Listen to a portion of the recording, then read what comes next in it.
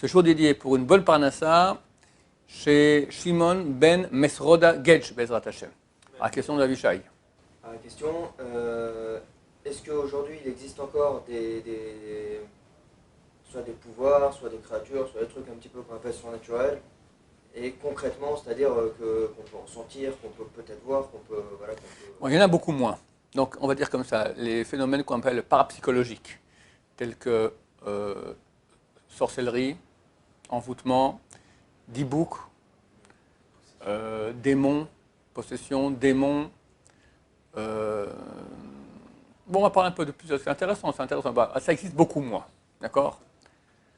Le Rambam, lui, donc il y a 900 ans, il dit, tout ça, dans le Talmud, il y a beaucoup d'histoires irrationnelles. Il dit tout ça, c'est de façon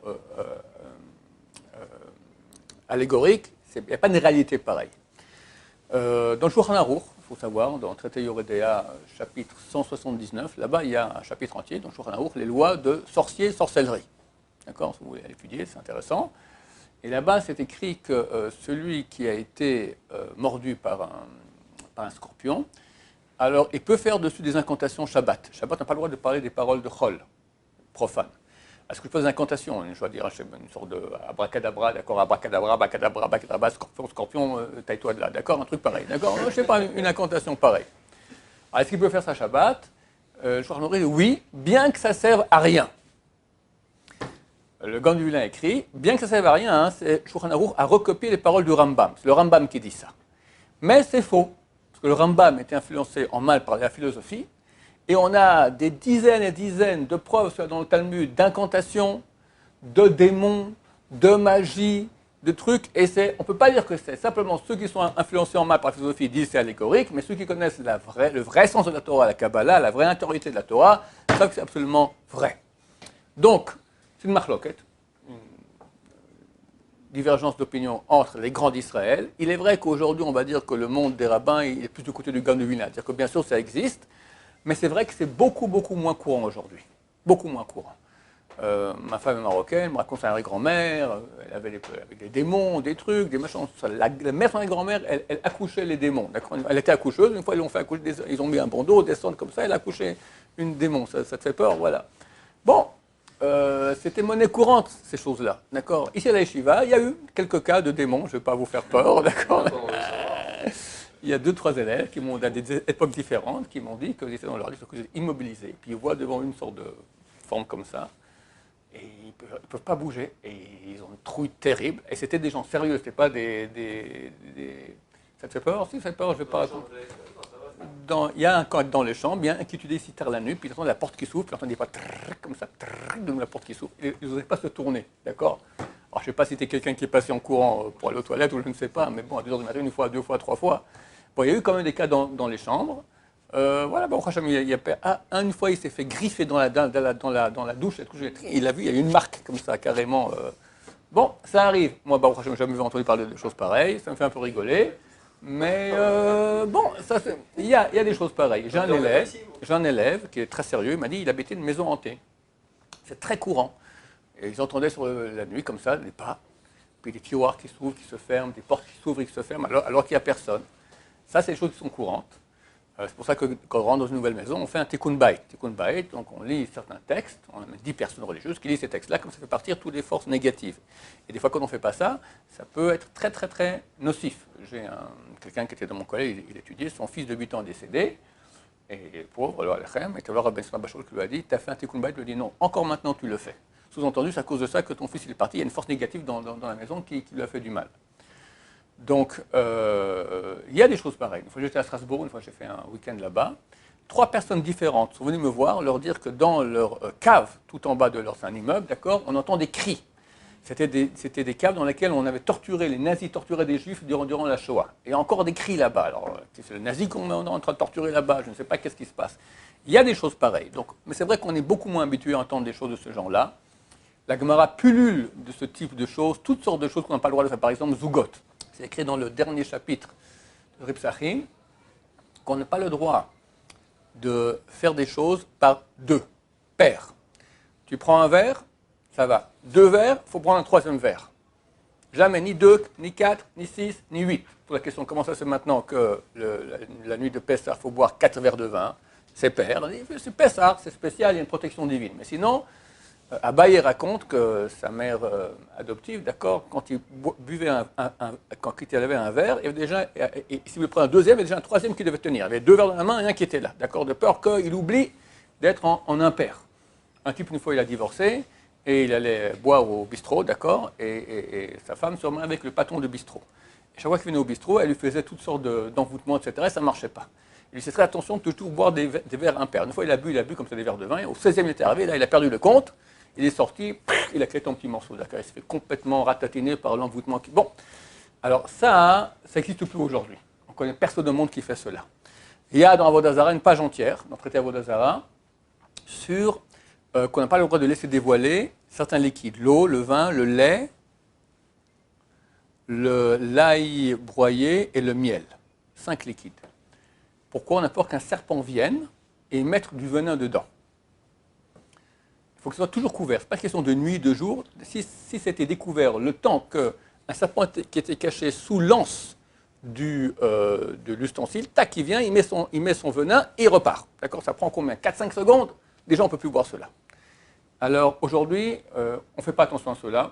Le Tosfot écrit « Aujourd'hui, les serpents ne sont plus tellement fréquents chez nous, donc on ne fait plus attention à cela. » C'était en France, il y a 800 ans, le balai à Tosafot. Mais certains rabbins, aujourd'hui, font attention à cela. Rabbi Chaim Kanievski, sa femme, une fois, elle a fait un gâteau avec de l'eau qui avait été dévoilée comme ça, ben, ils n'ont pas mangé. D'accord? Tu donnes à quelqu'un d'autre, hein? Alors, le Rav Yosef, il a fait, j'ai entendu une fois dans un cours, il a dit que c'est certain qu'il y a des sens plus profonds à cela. Pas uniquement le serpent, il y a des forces négatives qui viennent, etc. Alors, en général, on ne fait pas attention. Il y en a qui font oui attention, mais c'est vraiment très très peu de monde sur Terre. Donc, il faut dire qu'aujourd'hui, ces choses sont beaucoup moins. Le D-Book, c'était une chose.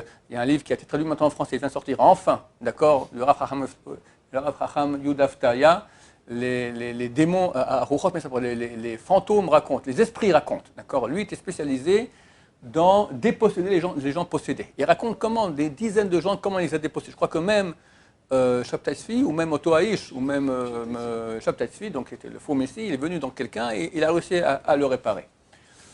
Donc c'était une réalité qui était extrêmement répandue. C'était en Irak il y a un siècle environ, d'accord. Aujourd'hui, c'est beaucoup moins répandu. On connaît un cas en Pologne avec le Chafetz Chaim, l'élève de Chafetz Chaim, le Rabbi Echan Wasserman, donc avant la Deuxième Guerre mondiale. Mais aujourd'hui, il y a eu un cas il y a 20 ans avec un D-Book. Il y en a qui ont dit que c'était vrai, il y en a qui ont dit que c'était faux, d'accord, on ne sait pas si c'était vrai. Bon, en tout cas, c'est très peu courant. Mais ça existe. Les ensorcellements, ça existe, il y en a beaucoup moins qu'un temps. Je rappelle quelqu'un qui est shomer mitzvot comme il se doit, il a les mitzvot à la maison, il a fait le tikkun bayit, il fait Shabbat, il fait ses brachot avant, après avoir mangé, etc. Normalement, il n'a pas à craindre des envoûtements du tout. Que les cas extrêmes, dans ce cas-là, qui me contactent, je dirais à qui parler. Et ne m'appelez pas tous, parce que chaque fois que je fais un cours là-dessus, j'en ai après des dizaines qui m'appellent. Il y a des gens qui ont des problèmes, ils ne sont pas tous envoûtés, d'accord? C'est pas parce qu'on a des problèmes qu'on est envoûté. C'est très rare aujourd'hui. En tout cas, la première chose à faire, c'est commencer à être pratiquant. Alors, commencer à être pratiquant bien comme il faut. Si ça ne marche pas, alors appelez. Alors appelez, c'est vraiment quelque chose qui, c'est vraiment courant, on pense qu'il y a un envoûtement très clairement, vous pouvez toujours m'appeler Bezrat Hashem. Qu'est-ce qu'il y a encore? Les envoûtements, les possessions, on a parlé, la sorcellerie, il y en a.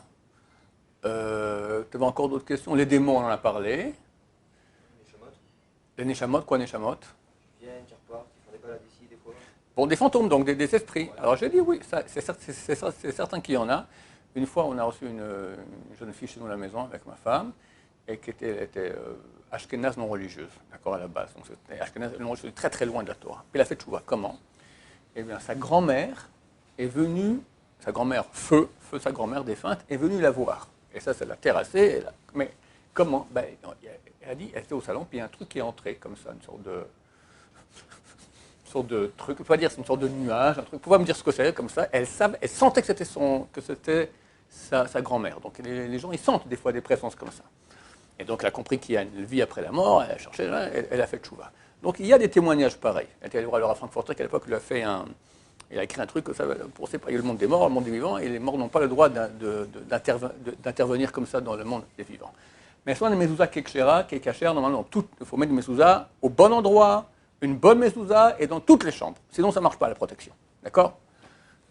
C'est très important. Quelqu'un qui a besoin de mezouza, il peut ne pas prier shachrit min haravit pour aller acheter la mezouza. Tellement c'est important de la mettre, pas rater une seconde sans mezouza. Mais comme j'ai dit, ces choses-là sont beaucoup moins courantes, bien qu'elles existent. D'accord? Donc nous, on fait attention, il y a pas mal de choses qu'on fait dans la halakha qui concernent cela. On évite de dire le mot démon la nuit, ou même le jour, d'accord, mais la nuit c'est encore plus grave. Ou le dia et puis bl, d'accord, en hébreu, en français, en anglais, d'accord, c'est ce qu'il faut éviter parce que ce sont des forces du mal. Il y a le samer même, et puis aleph lamed, c'est un nom qu'on ne dit pas, le leil et puis lit, d'accord. Tout ça, c'est des choses parce que vraiment, il y a des forces du mal qui existent et qui peuvent agir et nous faire du mal. Oui, un homme ne dort pas sans lumière parce qu'il peut être attaqué. Aujourd'hui, les attaques du SRA, la plus grande, c'est déguisé en Miss Monde. D'accord, c'est ça le plus grand danger, c'est les pires. D'accord, parce qu'ils se nourrissent du Zera Batala. Et il y a un grand moyen de réparer les Zera des pollutions nocturnes involontaires, c'est Kreshma Shalamita. Si on fait Kreshma Shalamita avec beaucoup de conviction, Boramapil, les versets de protection après cela, ça protège d'avoir pollution nocturne et on peut réparer jusqu'à 1125 démons créés par une pollution nocturne. C'est une pollution nocturne, d'ailleurs c'est bien d'aller au mikvé le lendemain, et faire tchouva, le Rav Chila dit si on fait ça, alors la force négative qui a été créée, appelée le démon comme vous voulez, elle est éliminée. D'ailleurs je pense que le mot démon en français vient du mot dimayon en hébreu qui signifie imagination. Après le Rambam, les démons c'est ton imagination, d'accord, t'es perturbé, tu vois des trucs, des machins, c'est toute l'imagination. Donc ils ont appelé ça démon, comme le Rambam. Voilà. Je pense que c'est l'origine du mot démon en français.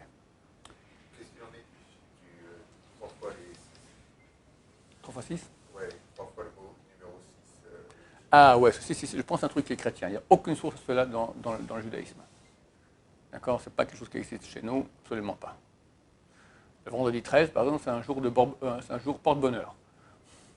Vendredi, c'est un jour très bien. 13, c'est Echad, 1, donc c'est très très bien. Ouais, on n'a pas chez nous ce genre de choses. C'est des superstitions fausses, auxquelles on n'a pas le droit de croire.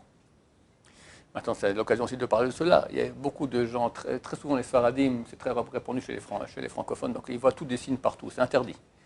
Voir un signe, c'est interdit de la Torah. L'otena hachou.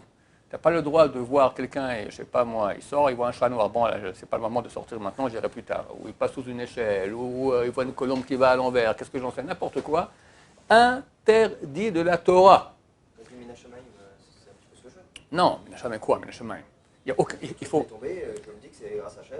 Qu'est-ce qui est tombé? Qu'est-ce qui est tombé? Je sais pas, moi j'ai raté mon bus. Et puis je me dis, Minashamaim. Ça ne sert à rien du tout, tu as raté ton bus. On s'en fout, d'accord. Hein? Un signe, quel signe tu vois là-dedans?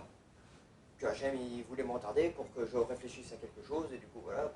Peut-être, ça c'est valable. Je vais expliquer. On voit dans la Torah 2 fois qu'il y a oui des signes. Yitzhak qui va chercher, Eliezer, le serviteur d'Abraham, qui va chercher une femme pour Yitzhak. Et il demande à Dieu, la fille qui sortira, je lui demanderai à boire. Si elle se propose par elle de donner à boire à mes chameaux, c'est elle. C'est un signe. Elle fait ça, c'est un signe. Jonathan, le fils de Shaoul, Amelech, il part en guerre contre les Philistins. Lui prend son écuyer, il dit viens, on va aller près du camp des Philistins. Et on va voir. Il dit comme ça, si je fais coucou, d'accord, si eux nous disent ne bougez pas, on descend vers vous, ça prouve qu'on va perdre la guerre. Donc on fuit. Si au contraire ils disent venez vers nous, ça veut dire qu'on peut y aller et on va gagner. Ils ont fait ça, les gardes ont dit venez. Ils sont allés, allez on y va. Et lui, tout seul avec son écuyer, tout le camp des Philistins, il les a complètement ratatinés. Il y a une grande victoire pour les... Alors, on voit qu'il a fait un signe, d'accord? Alors les décideurs disent non, c'est tout à fait différent, parce que ces 2 signes sont des signes où il y a un rapport entre le signe et la réalité. Avec Rivka, il voulait voir s'il y avait des bonnes midotes. Si je lui dis donne-moi à boire, puis il dit tiens, t'as 10 chameaux, allez, je leur donne aussi, c'est 300 litres, allez, comme ça, puiser, ça prouve qu'elle a très, très bonne midote. Donc c'est pas un signe qui n'a aucun rapport. Tu vois un chat noir, où est le rapport avec la choucroute? Il n'y a rien à voir, d'accord? C'est idiot et interdit. Jonathan aussi. Lorsque les gardes disent attendez, on descend vers vous, c'est-à-dire qu'ils sont en confiance. Donc on va perdre la guerre. Donc c'est dangereux de les attaquer. S'ils disent ne bougez pas, venez vers nous, ils ont peur, venez dans notre campement, c'est-à-dire qu'ils ont peur, on peut les attaquer et on les aura. Donc il y avait un rapport entre le signe. Alors si c'est comme ça, si maintenant tu as raté le bus, tu dis bon, Dieu veut maintenant que je m'assoie, que je fasse un bilan sur moi-même, c'est pas forcément que Dieu veut cela, mais que quoi t'imagines cela, c'est bien, parce il peut qu'il y ait un rapport entre ça. Tu es en retard, que tu vas passer sur le banc, regarder maintenant les choses qu'on ne peut pas voir, d'accord, tu fermes tes yeux, tu fais un bilan personnel, ça c'est bien. Mais quand ça n'a pas de rapport, d'accord, et tu vois dans des choses qui n'ont rien à voir, chaque fois que je fais ce cours-là, je raconte cette anecdote du Rav Eliashiv qui est extraordinaire. Je l'aime tellement, elle est tellement belle, on voit exactement comment un grand Torah réfléchit. Un couple vient voir le Rav Eliashiv, des gens déjà assez âgés. Il dit, Rav, on a marié notre fille la semaine dernière, c'est notre dernière fille, on n'a plus d'enfants à la maison, on est rentré à la maison, et on voit sur la table, la petite table qu'il y a dans le salon, on voit un pigeon et une colombe, d'accord, les deux blancs, d'accord, les deux blancs comme ça, posés sur la table. On est entré, bon, ils sont envolés par la fenêtre. Qu'est-ce que ça veut dire? C'est beau ça. Maintenant, on a marié notre dernier enfant, on est resté, on est blanc, peut-être on est un peu vieux maintenant, on va rester ensemble. Le Rav dit, à mon avis, vous avez oublié de fermer la fenêtre avant de partir pour le mariage.